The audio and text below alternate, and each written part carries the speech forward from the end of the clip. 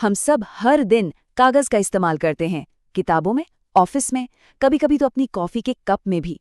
लेकिन क्या हमने कभी रुक कर ये सोचा है कि एक बड़ा मजबूत पेड़ आखिर कैसे एक पतले से नाजुक से पन्ने में बदल जाता है? आज हम इसी कमाल के सफर को देखने वाले हैं। ये सवाल सुनने में तो बहुत सीधा साधा लगता है, पर इसका जवाब उतना ही दिलचस्प है।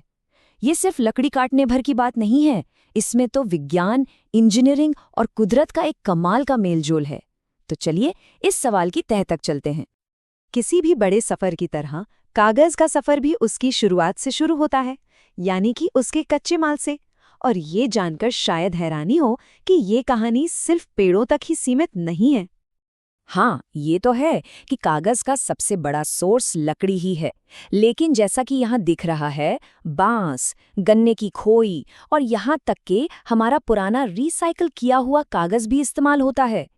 इन सबको पहले छोटे छोटे टुकड़ों में तोड़ा जाता है ताकि अगला और सबसे जरूरी कदम शुरू किया जा सके।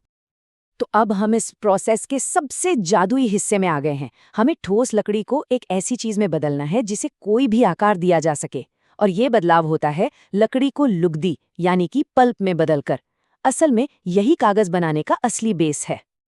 तो यहाँ सबसे जरूरी बात ये समझनी है कि कागज सीधे लकड़ी से नहीं बन सकता।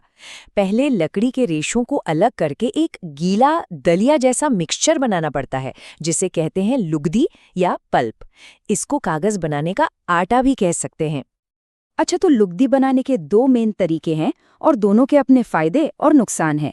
मैकेनिकल पल्पिंग, जिसमें लकड़ी को बस पीस दिया जाता है, वो तेज और सस्ता है, अखबार जैसे कागज के लिए बिल्कुल सही। वहीं दूसरी तरफ है केमिकल पल्पिंग। इसमें केमिकल्स का इस्तेमाल करके लकड़ी के रेशों को ज्यादा ध्यान से अलग किया जाता है, जिससे हमें लिखने वाले कागज जैसी मजबूत और बढ़िया क्वालिटी मिलती है। ठीक है, तो अब हमारे पास लुगदी तो है, लेकिन ये अभी भी भूरे रंग की है और इसमें कुछ गंदगी भी है। अब कागज को वो साफ और सफेद लुक देने के लिए इसे एक बहुत जरूरी सफाई की प्रक्रिया से गुजारना पड़ता है। इस स्टेप में लुगदी को धोया और छाना जाता है ताकि लिग्निन जैसी अशुद्धियां निकल जाएं। ये लिग्निन वही कुदरती गोंद है जो लकड़ी को उसका भूरा रंग देता है।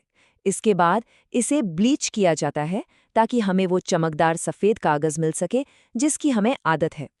और अब हम पहुंच गए हैं फैक्ट्री के बिल्कुल बीच में, उसके धड़कते हुए दिल में, कागज बनाने की ये विशाल मशीन।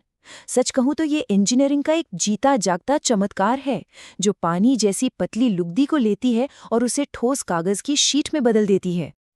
जरा सोचिए, एक ऐसी मशीन जो कई 100 फीट लंबी हो सकती है। ये पानी और रेशों के पतले से घोल को एक सिरे से अंदर लेती है और दूसरे सिरे से कागज का एक बहुत बड़ा रोल बाहर निकालती है। चलिए देखते हैं कि ये होता कैसे है। तो सबसे पहले लुगदी को एक बहुत बड़ी जाली पर फैलाया जाता है, जहां ग्रेविटी और वैक्यूम की मदद से पानी नीचे निकल जाता है। फिर जो गीली शीट बचती है उसे भारी रोलर्स के बीच से दबाया जाता है, ठीक वैसे ही जैसे हम गीले कपड़े निचोड़ते हैं। और आखिर में इसे गर्म सिलेंडरों की एक लंबी लाइन पर सुखाया जाता है और बस हमारे पास कागज तैयार है। कागज अब सूखा और ठोस तो हो गया है, लेकिन इसकी सतह अभी भी थोड़ी खुरदुरी हो सकती है।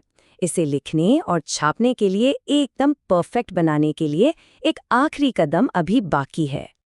इस प्रोसेस को कहते हैं कैलेंडरिंग। इसमें होता यह है कि कागज को भारी पॉलिश किए हुए रोलर्स के बीच से गुजारा जाता है।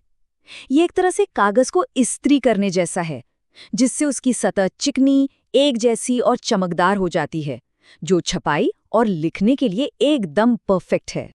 तो एक ऊंचे पेड़ से लेकर हमारे हाथों में मौजूद एक नाजुक पन्ने तक, ये है कागज का सफर। ये कुदरत और इंडस्ट्री के बीच का एक बहुत ही गहरा रिश्ता है।